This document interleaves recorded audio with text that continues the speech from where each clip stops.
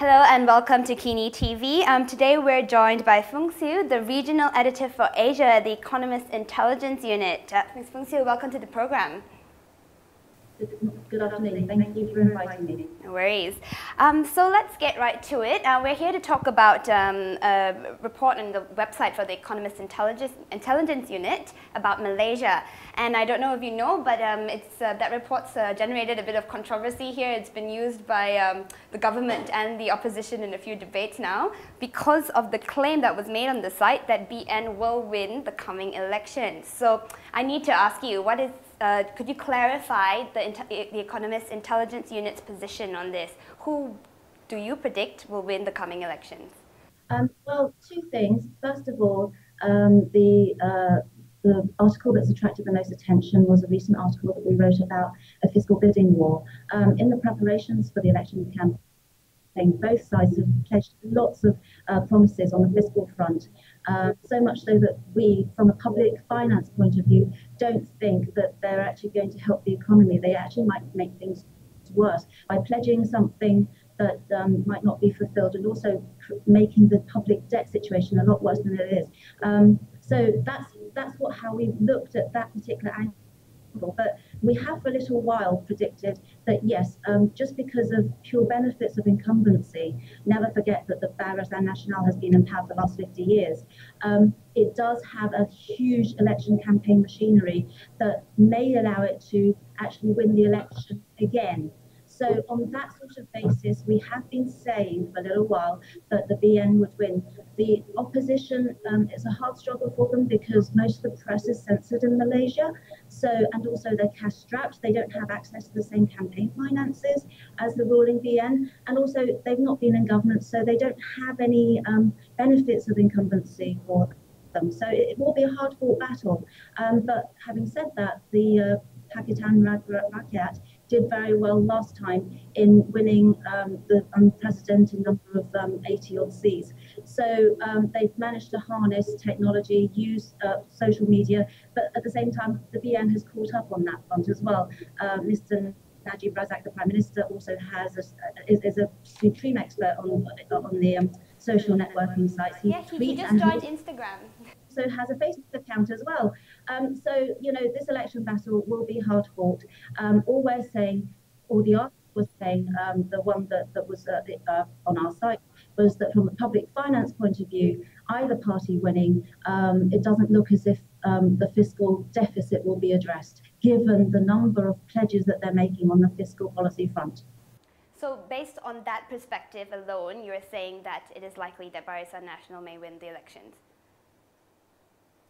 Not on the public fiscal policy front or the management of the economy. We're just saying that due to the BN's benefits of incumbency and also due to access to superior finance, it is likely that it is going to win at the next election. Okay, great. So let's talk about the report itself. A lot of the criticisms that were hurled towards Pakatan Rakyat is that they've promised more than they might actually be able to deliver. And I'm not sure if that report was based on the 2008 manifesto or the more recent one. I wonder if you've had a chance to look at it, and what do you think of the most recent manifesto that they've released? From a public finance point of view, the one thing that Malaysia needs to address and it needs to tackle, and one weak point about the economy, is the fact that they are living beyond their means, if you like, because they have run a budget deficit now for a number of years. And unless this is addressed, then it could actually hold back and bring back any prospects of faster growth. So from the point of view of the manifesto that's being released, I have noticed that they will be looking at subsidy rationalisation, which is quite essential in Malaysia, because the spending on subsidies has been going up year in, year out. And when global oil prices are very high, then Malaysians, because prices are subsidised, the government then ends up paying more for this particular good, or rather they end up paying for the subsidies of this particular good. But if anything is going to happen on the public finance side, if they are going to address this particular problem, it needs to be a two-pronged attack. They need to also look at the revenue side. And at the moment, the revenue base in Malaysia is actually quite small. It's quite narrow. So what the Pakatan hasn't done yet is looked at maybe expanding the revenue side and the revenue base. So it doesn't look as if fiscal consolidation is up there as part of its major priorities. And I would also argue that with the government, that doesn't seem to be the case either, because the government themselves at BN introduced a subsidy rationalisation programme a little while ago in 2010, I think, but it's been suspended. Fuel prices have not been raised for the last 6 months, if not for the last year. And it's been very slow progress because we have these, there's all this preparation for this great big election that's going to come round and must be held by June at the latest. Okay, so let's just say there is a change of government in the coming elections. Do you think Malaysia is ready to handle that, and will there be any economic setbacks if that is the case?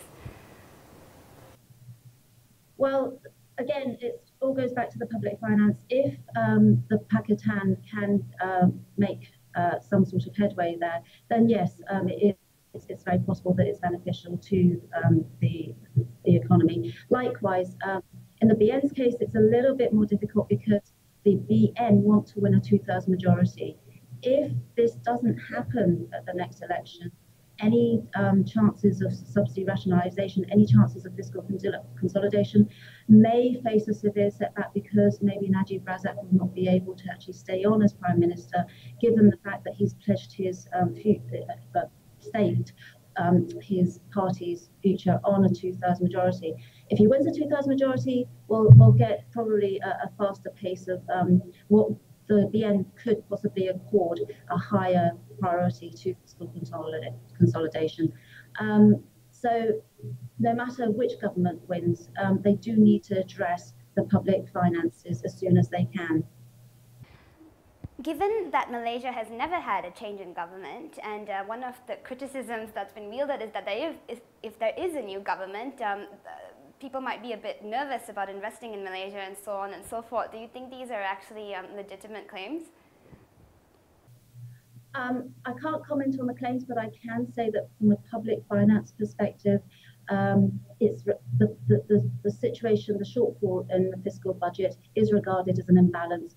If either alliance can actually make a commitment and willingness to tackle this, then that will actually reassure foreign investors more than which party comes in. It's the direction of public policy that will actually determine that more than actually which government comes in. Well, in the report, you've also said that the coming elections will be the most expensive elections in the history of the nation. Now, why is this? Well, we've already had, in the report, we do say, and this is factual, the BN, the ruling BN at the moment, have actually given out an awful lot of cash handouts to low socioeconomic groups in the last 2 budgets. So in that regard, quite a lot has been promised out of the public purse. And also given that given the high stakes at this particular juncture, with Mr. Najib wanting to try and win a 2/3 majority, and also that will secure his economic plans going into the future, and for Anwar Ibrahim, who may actually step down if he doesn't win this election, then in that regard, it's going to be very hard fought out of them, and a great deal of money will be spent to try and win the 13th general election for both sides. So thank you, Fung Siu, for joining us from the Economist Intelligence Unit in London. We really appreciate your time with us today. Thank you very much.